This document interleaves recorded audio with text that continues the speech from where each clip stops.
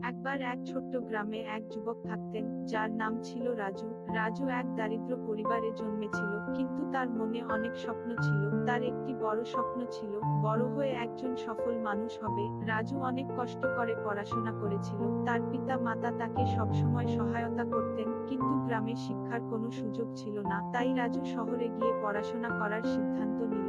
শহরে এসে রাজু প্রথমে অনেক সমস্যার সম্মুখীন হলো, কিন্তু তার অদম্য ইচ্ছাশক্তি ও পরিশ্রম তাকে কখনো দমিয়ে রাখতে পারল না। সে রাত দিন এক করে পড়াশোনা করলো, বিভিন্ন চাকরির জন্য আবেদন করলো, কিন্তু প্রথমে কোনো কাজ পেল না। একদিন রাজু একটি ছোট কোম্পানিতে চাকরি পেল। প্রথম দিকে কাজ ছিল খুবই কঠিন এবং বেতন খুবই কম ছিল, কিন্তু রাজু তার পরিশ্রম এবং নিষ্ঠা দিয়ে সমস্ত কাজ সম্পন্ন করলো। কিছুদিন পর তার দক্ষতা ও আত্মবিশ্বাস দেখে কোম্পানির প্রধান তাকে প্রমোশন দিলেন। রাজু ধীরে ধীরে তার মেধা ও পরিশ্রমের জন্য পরিচিত হয়ে উঠল। তার অবিশ্বাস্য সাফল্যের কারণে অন্যান্য কোম্পানিগুলিও তার দিকে আকৃষ্ট হলো। কিছু বছর পর রাজু নিজেই একটি বড় কোম্পানি প্রতিষ্ঠা করলো এবং তার স্বপ্ন পূরণ করলো। রাজুর গল্প আমাদের শেখায় যে সঠিক পরিশ্রম, ধৈর্য ও আত্মবিশ্বাসের মাধ্যমে আমরা আমাদের জীবনে